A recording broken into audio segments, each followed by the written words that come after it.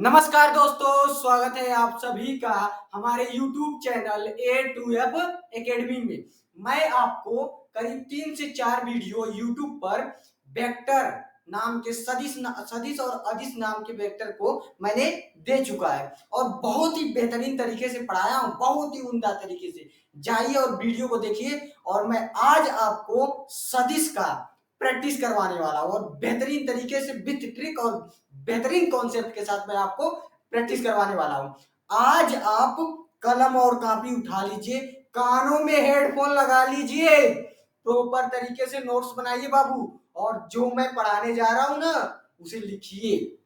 Okay, आज आपके session में मैं बताना चाहूंगा, ध्यान दीजिएगा। यहाँ पे सबसे पहले मैं कॉन्सेप्ट को रिवीजन करवा दूं तो मैंने कल अगले क्लास में क्या बताया था। आप जाइए पहले सर्च कर लीजिए, देखिए मैंने क्या बताया होगा। मैंने बताया था कि vector A dot vector B बराबर क्या होता है, ए बी कॉस थीटा। क्या होता है, ए बी कॉस थीटा। यहां से आपका थीटा का मान क्या आया था, कॉस थीटा का मान बाबू ए डॉट बी अपान क्या होगा बाबू, ए बी। मैंने यहां तक और कुछ क्वेश्चन के प्रैक्टिस भी मैंने नेक्स्ट पहले वीडियो में करवा चुका हूं। आज देखिए मैं क्या करवाने वाला हूं। मान लीजिए कि वेक्टर ए बराबर दिया है 2i cap plus 4j cap plus 3k cap, ये आपके पास क्वेश्चन है, ठीक है। और वेक्टर बी बराबर दे दिया है बाबू कि मान लीजिए चलिए i cap plus 6j cap plus 2k cap आपको दिया गया है। पूछ रहा है ए व बी के बीच का कोण, ए बी के बीच का कोण। अब आप देखिए कैसे करेंगे। सबसे पहले आपको क्या करना है, डॉट प्रोसेस करना है, डॉट करना है। फिर इसके बाद देखिए इसका मतलब क्या होता है, ए बी का मतलब ए का मापांक गुणे बी का मापांक। क्या होता है, ए का मापांक गुणे बी का मापांक। ये बात समझ में आ रही है आपको, आ रही है। देखिए ध्यान दीजिए कैसे करेंगे।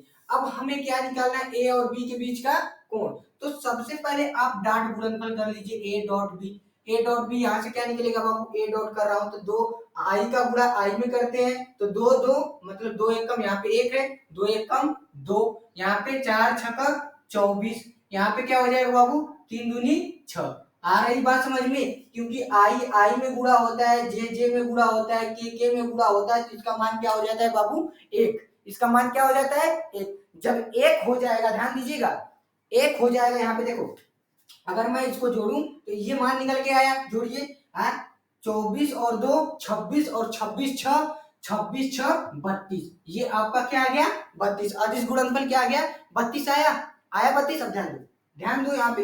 अब हमें क्या निकालना है बाबू, ए का मापांक।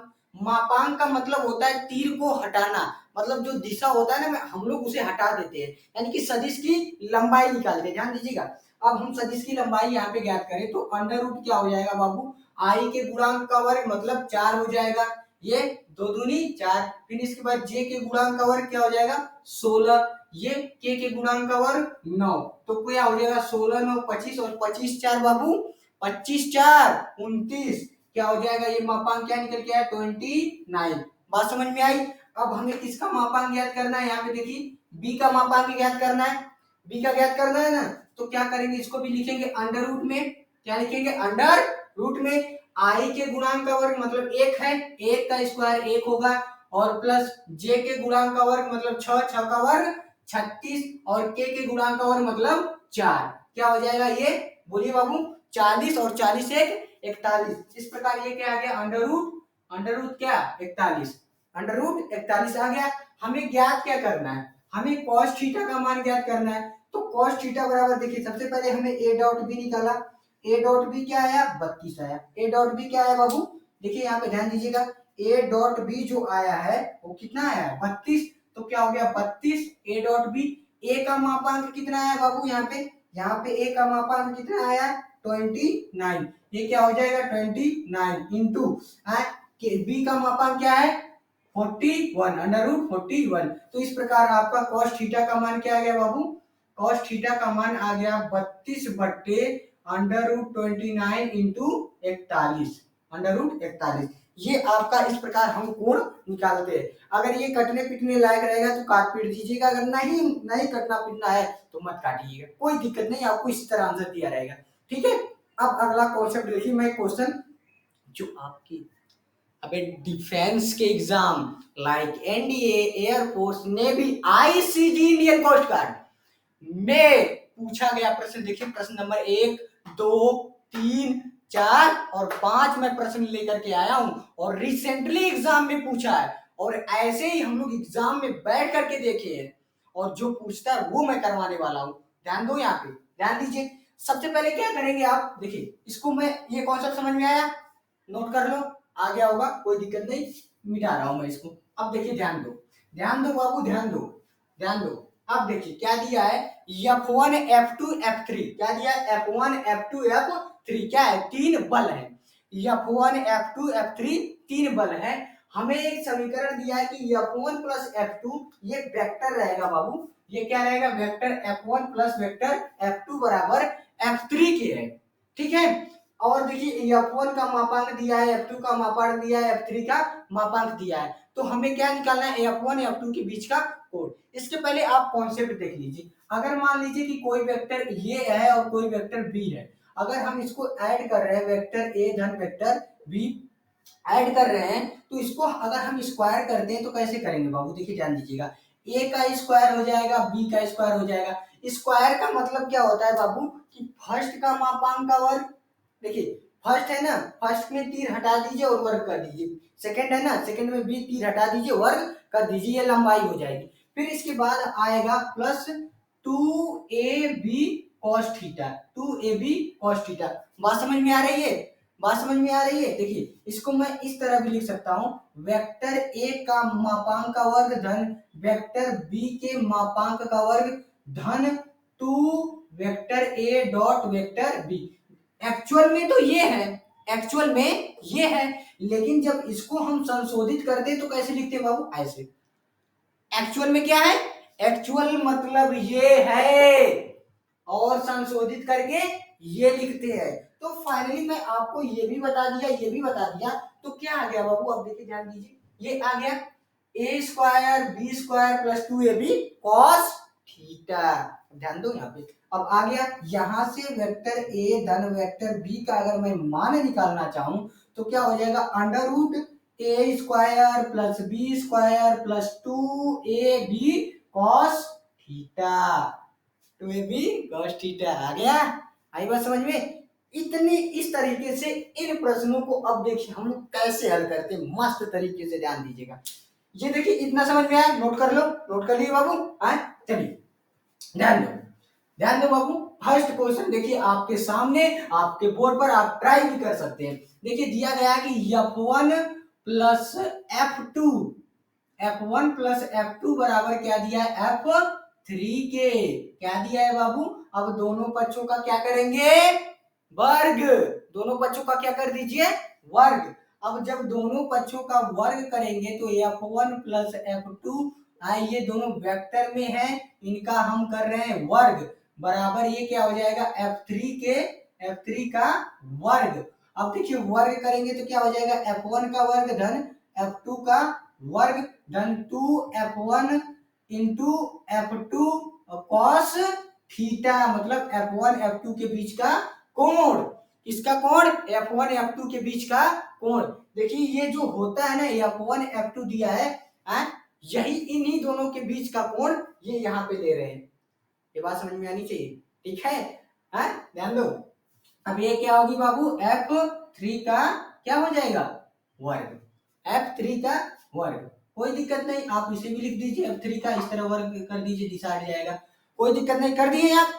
अब देखिए F1 का मान क्या दिया है, F2 का मान क्या दिया है। F1 का मापांक, देखिए मापांक का मतलब होता है कि तीर को हटाना, यानी सदिश की लंबाई। अब देखिए F1 का मान क्या दिया है, 3, 3 का वर्ग 9, F1 का मान क्या दिया था, 3, तो 3 का वर्ग क्या हो गया, 9। F2 का मान क्या दिया है बाबू, 4, 4 का वर्ग 16 प्लस 2, F1 का मान क्या दिया है बाबू, 3, F2 का मान क्या दिया है बाबू, 4, क्या हो जाएगी 4, यहाँ पे क्या होगी cos थीटा। F3 का मान क्या दिया है बाबू, F3 बराबर दिया है 5, F3 बराबर क्या दिया है 5, तो 5 का वर्ग 25, 25 हो गया, 25 हुआ। ध्यान दो, अब ये 16 और 9, 16 9 क्या हो जाएगा 25 प्लस ये दो दूनी क्या 3 दूनी 6 और 4 6 का 24 क्या हो जाएगी 24 24 कॉस थीटा बराबर क्या हो जाएगी 25। अब देखिए ये 25 इधर जाएगा तो जीरो हो जाएगा, इसको जब मैं उधर पक्षांतर करूंगा तो माइनस होगा, माइनस जब होगा तो क्या हो जाएगा जीरो, मतलब दोनों को घट जाएगा तो क्या हो जाएगा जीरो। आई बात समझ में, तो क्या हो गई 24 कॉस थीटा बराबर क्या हो जाएगा जीरो, यहाँ से कॉस थीटा बराबर क्या हो जाएगा बाबू जीरो, यहाँ मतलब 24 को जीरो में भाग देंगे तो जीरो ही आएगा, जब जीरो आएगा तो यहाँ से अब कितने अंश का मान जीरो होता है काश में 90 डिग्री का, काश 90 का मान क्या होता है जीरो, तो यहाँ से फाइनली आपके बीच का कोण क्या आ गया 90 डिग्री, अर्थात इसे पाई में लिखे तो पाई बाई 2, ये आपका आंसर। आ रही बात समझ में, आ रही समझ में, देखो यही सब, यही प्रश्न, कौन सा प्रश्न, ये प्रश्न, ये जो मैं बताया हूं एग्जाम में पूछता है, यही एक्चुअल में ये सब प्रश्न पूछते हैं, वो नहीं पूछते जो मतलब बेकार में पढ़ लेते हैं आप लोग, ये पूछते हैं। ठीक है, अब अगला प्रश्न देखिए आपके सामने लिखा गया, इसको नोट कर लो बाबू, नोट कर लिए, चलिए कोई दिक्कत नहीं, जब नोट कर लिए तो आगे बढ़ रहे हैं, ध्यान दो, ध्यान दो बाबू। सेकंड क्वेश्चन क्या दिया है आपका, सेकंड क्वेश्चन दे दिया है कि वेक्टर ए बराबर क्या दिया है, वेक्टर ए बराबर vector B plus vector C, vector B plus vector C, हमें ए का मापांक क्या दिया है, यहाँ पे देखिए बाबू ए का मापांक क्या दिया है 5, ए का मापांक क्या है 5, बी का मापांक क्या है 4, सी का मापांक क्या है 3, ए बी सी डी का मापांक दे दिया है, अब दोनों बच्चों का वर्ग कर दीजिए। सबसे पहले आप देखिए ये पूछ क्या रहा है, ये पूछ रहा है देखिए ए व बी के बीच का कोण, बीच का कोण, ये नहीं हम क्वेश्चन में थोड़ा सा मिस्टेक था, देख लीजिए ए बी के बीच का कोण क्या पूछ रहा है, ए और बी के बीच का कोण, ध्यान दो बाबू, अब ए बी के बीच का कोण पूछ रहा है, तो अब देखिए जिसके जिसके बीच पूछ रहा है आप उसे एक और कर लेंगे, एक और कर लेंगे, क्या पूछ रहा है, ये ए बी के बीच का कोण पूछ रहा है ना, ए और बी ए बी के बीच का कोण पूछ रहा है, तो आप क्या करेंगे इसे एक और कर लीजिए बी को, देखिए वेक्टर ए धन क्या हो जाएगा वेक्टर बी बराबर क्या हो जाएगा वेक्टर सी, होगा बाबू, होगा ना।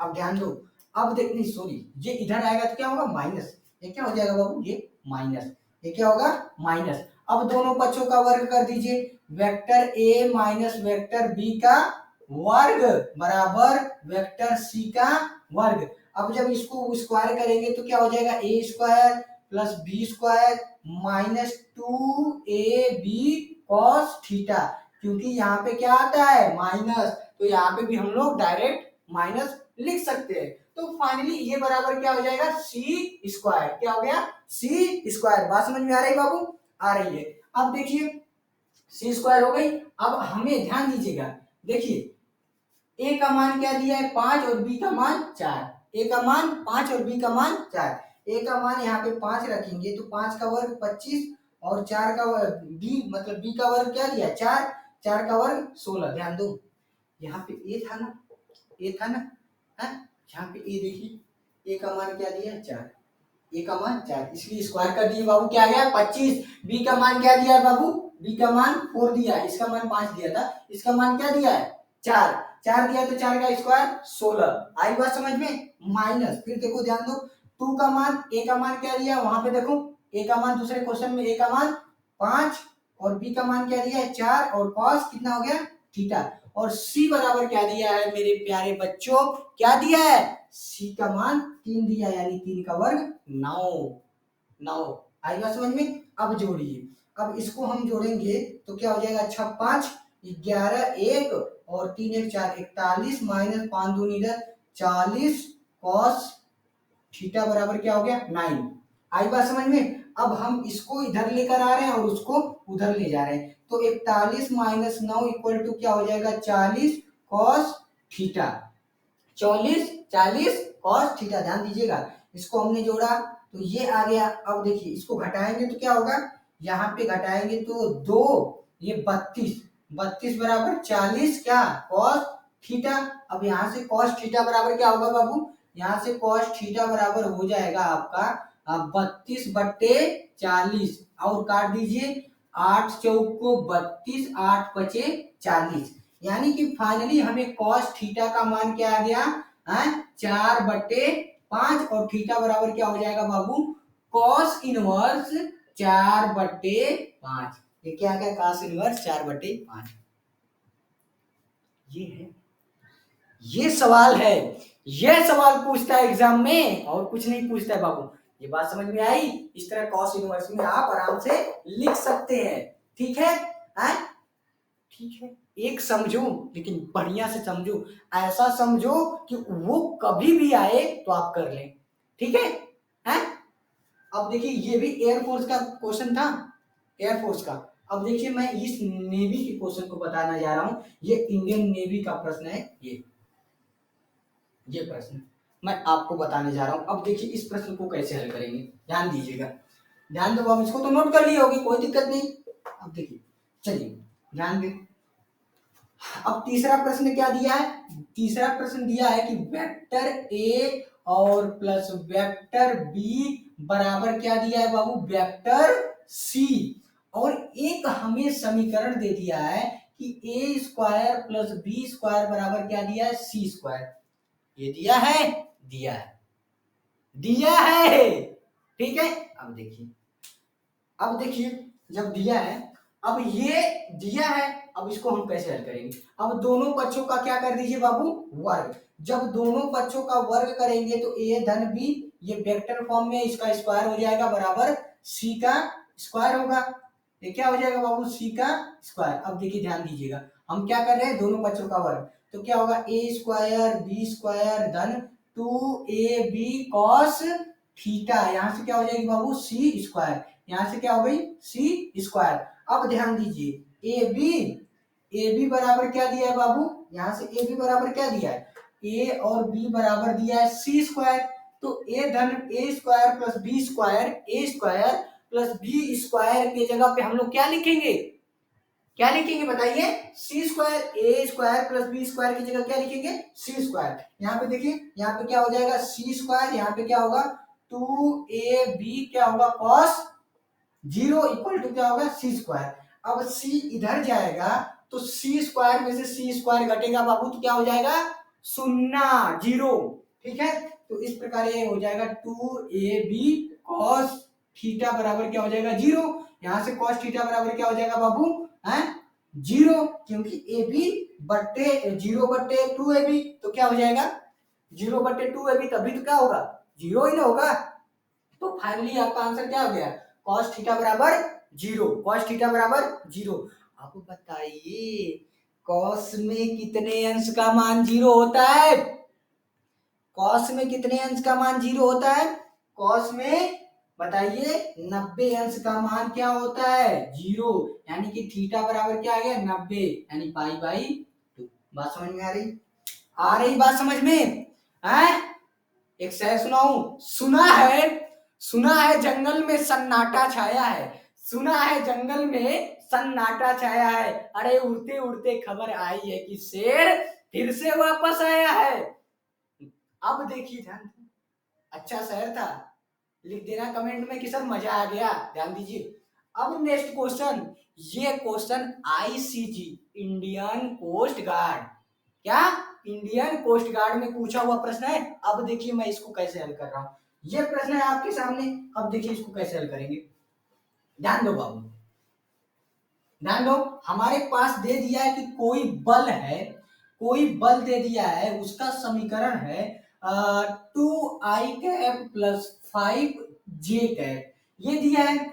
और वो विस्थापन का समीकरण दे दिया है बाबू, विस्थापन का समीकरण क्या दिया है, 5i कैप प्लस क्या दिया है, 6j cap, 5i cap plus 6j cap. अब कह रहा है कि किया गया कार्य ज्ञात कीजिए, हमें बल दे दिया है, विस्थापन दे दिया, उसका समीकरण दिया है। क्या पूछ रहा है, किया गया कार्य, कार्य मतलब वर्क।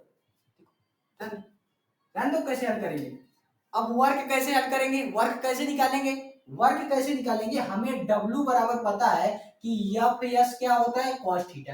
ये फार्मूला आपको मालूम है, जमीन पर किया गया कार्य एफ एस cos थीटा, ऊंचाई पर किया गया कार्य mgh, जमीन पर किया गया कार्य fs cos थीटा, ऊंचाई पर किया गया कार्य mgh।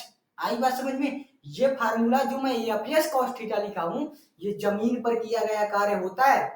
अगर बोल दे आसमान पे ऊंचाई पर किया गया कार्य, तब तो क्या बताएंगे बाबू? mgh। आई बात समझ में? है? अब देखिए ध्यान दीजिए, अब हमारे पास पता हो गया कि क्या है एफ कॉस थीटा। आप इसे ये भी लिख सकते हैं vector F dot vector yes, कोई दिक्कत नहीं, मतलब उसका मतलब यही है। तो हमें ओवरऑल क्या पता चला कि हमें डॉट प्रोसेस करना है, मतलब डॉट गुणनफल करना है, तो कर दीजिए एफ डॉट एस बराबर क्या हो जाएगा, एफ डॉट एस बराबर आई का गुणा आई में, आई का गुणा आई में 5 दूनी 10, जे का गुणा जे में 30, यानी कि कितना आ गया 40 जूल। यानी कि कितना कार्य करना पड़ेगा, 40 जूल का कार्य करना पड़ेगा। आई बात समझ में बाबू? है?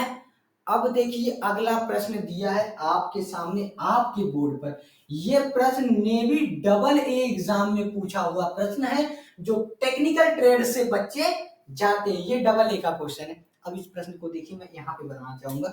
ये प्रश्न दे दिया है कि ये कोई वेक्टर है, जो ये कोई कार्य किया जाता है इधर 10 डाइन का, कितने का 10 डाइन का, और इधर दे दिया गया है कि इधर से भी कोई कार्य किया जाता है, ये भी 10 डाइन का, कितने 10 डाइन का। यहाँ पे बीच का कोण क्या है 60। अब देखिए ध्यान दीजिएगा बाबू, मेरे बाबू ध्यान दो बाबू, बहुत ही बेहतरीन प्रश्न है, डबल ए के एग्जाम में पूछा है, ऐसे ही प्रश्न पूछते हैं। ध्यान दो, ये चित्र दिखाई दे रहा है, चित्र दिखाई दे रहा है। अब देखिए यहाँ पे देखा जाए तो ये कार्य किधर हो रहा है, इस दिशा में हो रहा है, और इधर देखा जाए तो किस दिशा में हो रहा है, इस दिशा में, यानी कि ये इस दिशा में हो रहा है? अब ध्यान दो, अगर मैं इन दोनों रेखाओं के बीच की कोण की बात करूं, ये देखिए अगर मैं इसको इधर बढ़ा दूं बढ़ा दूं बढ़ा दूं बढ़ा दूं बढ़ा दूं, तो ये क्या है, ये तीर तो इधर ही आ रही थी, है? ये तीर किधर आ रही थी बाबू, ये देखिए पहले से ही था क्वेश्चन, ये यहाँ पे देखिए क्वेश्चन में दिया है ना, इधर आ रही है, इधर आ रही थी, तो हमने इसे आगे बढ़ा दिया, और इसको ये था इसी तरह रहने दीजिए। अब देखिए आपको पता है कि ये टेढ़ी नहीं है लाइन, मान लीजिए कि ये सीधी है, मतलब हमारे खींचने में कोई दिक्कत नहीं यार, उतना तो हो ही जाता है। अब ये जो सीधी रेखा है और ये इतना कोण क्या दिया है 60, तो इतने कोण का मान क्या होगा।